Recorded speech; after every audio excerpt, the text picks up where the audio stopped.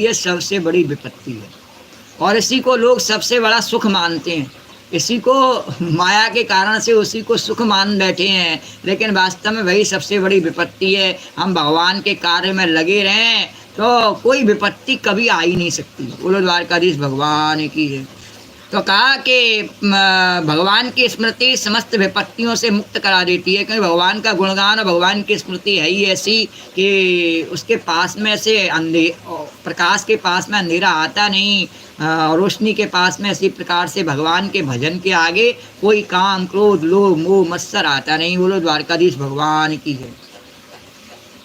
इसके बाद कालनेमी दैत्य ने देखा कि लड़ाई के मैदान में गरुड़ वाहन भगवान स्वयं आ पहुँचे हैं, तब उसने अपने सिंह पर बैठे ही बैठे बड़े वेग से उन पर एक त्रिशूल चलाया। वह गरुड़ के सिर पर लगने ही वाला था कि खेल ही खेल में भगवान ने उसे पकड़ लिया और उसी त्रिशूल से उसके चलाने वाले कालनेमी दैत्य तथा उसके बाण को मार डाला। बोलो द्वारकाधीश भगवान की जय। माली और सुमाली जो बड़े दैत्य बहुत बलवान थे, वो भगवान से ने युद्ध में अपने चक्र से उनके सिर भी काट डाले और वे निर्जीव होकर के गिर पड़े। तदनंतर माल्यवान ने अपनी प्रचंड गदा से गरुड़ पर बड़े वेग के साथ प्रहार किया, परंतु गर्जना करते हुए माल्यवान ने प्रहार न करते करते ही माल्यवान के प्रहार करते न करते ही भगवान ने चक्र से उसके सिर को भी धड़ से अलग कर दिया, माल्यवान को भी सद्गति प्रदान की। इति श्रीमद्भागवते महापुराणे पारमहंस्यां संहितायाम् अष्टम स्कंदे देवासुर संग्रामे 10वां अध्याय। राधे गोविंदे गोविंदे राधे गोविंदे गोविंदे गोपाल मोहना राधे गोविंदे गोविंदे गोपाल मोहना राधे गोविंदे गोविंदे राधे गोविंदे गोविंदे गोपाल मोहना राधे गोविंदे गोविंदे गोपाल मोहना। इससे आगे की कथा 11वें अध्याय में वर्णन करी गई। अतः एकादशो अध्याय देवासुर संग्राम की समाप्ति।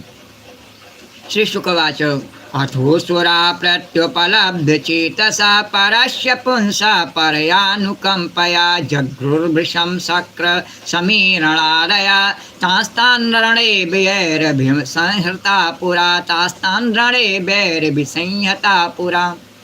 श्री सुखदेव जी कहते हैं, परीक्षित, परम पुरुष भगवान की हेतु की कृपा से देवताओं की घबराहट चली गई, उनमें नवीन उत्साह का संचार हो गया। पहले इंद्र वायु आदि देवगण रणभूमि में जिन जिन दैत्यों से आहत हुए थे, पिट गए थे, उनके ऊपर अब वे पूरी शक्ति से प्रहार करने लगे। पुनः वैरोचनाय संरब्धो भगवान पाक शासनः और उद्यच्छत् यदा वज्रम प्रजाहाहेति चक्रसु वज्रपाणिस्तमाहेदं तिरस्कृत्य पुरस्थितं मनस्विनं सुसम्पन्नं विचरन्तं महामृधे नटवन्मूढमायाभिर्मायेशान्नो जिगीषसे जित्वा बालान्यबद्धाक्षान् नटो हरति तद्धनम् आरुरक्षन्ति मायाभिर्कोशस्पन्ति ये दिवं तावन्शो बिन्दुनो मज्ञान् पूर्वस्माच्च पलादरः सोहं दुर्मायनस्तेद्य वज्रेण शतपर्वणा शिरो हरिष्ये मदान् मन घटस्त्वा ज्ञातवी सह। श्री सुखदेव जी कहते हैं, परीक्षित, परम पुरुष भगवान की हेतु की कृपा से देवताओं की घबराहट जाती रही और उनमें नवीन उत्साह का संचार हो गया। परमेश्वरशाली इंद्र ने बलि से लड़ते लड़ते जब उन पर क्रोध करके वज्र उठाया, तब सारी प्रजा में हाहाकार मच गया। बलि अस्त्र शस्त्र सज्जित होकर बड़े उत्साह से युद्ध भूमि में बड़ी निर्भयता से डटकर विचर रहे थे। उनको अपने सामने देख करके हाथ में वज्र लिए हुए इंद्र ने उनका तिरस्कार करते हुए कहा कि मूर्ख, जैसे नट बच्चों की आंखें बांध करके और उन अपने जादू से उनका धन ऐंठ लेता है। बच्चों से कैसे कहते हैं, बेटा ने आंख बंद करना, अरे तेरे को जादू दिखाऊं, ऐसे ही तेने मेरे साथ में किया है, वैसे ही तू माया की चाल से हम पर विजय प्राप्त करना चाहता है। तुझे पता नहीं कि हम लोग माया के स्वामी हैं। अब उसने इंद्र ने, माया के स्वामी तो भगवान है, पर इसने भगवान ने उसमें इतना जोश भर दिया, बोले हम लोग माया के स्वामी हैं, वे हमारा कुछ नहीं बिगाड़ सकती।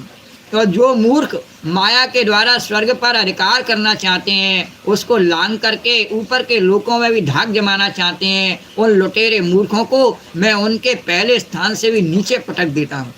ना समझ तूने माया की बड़ी बड़ी चालें चली हैं। देख आज मैं अपने 100 धार वाले वज्र से तेरा सिर धड़ से अलग किए देता हूँ। तू अपने भाई बंधुओं के साथ जो कुछ कर सकता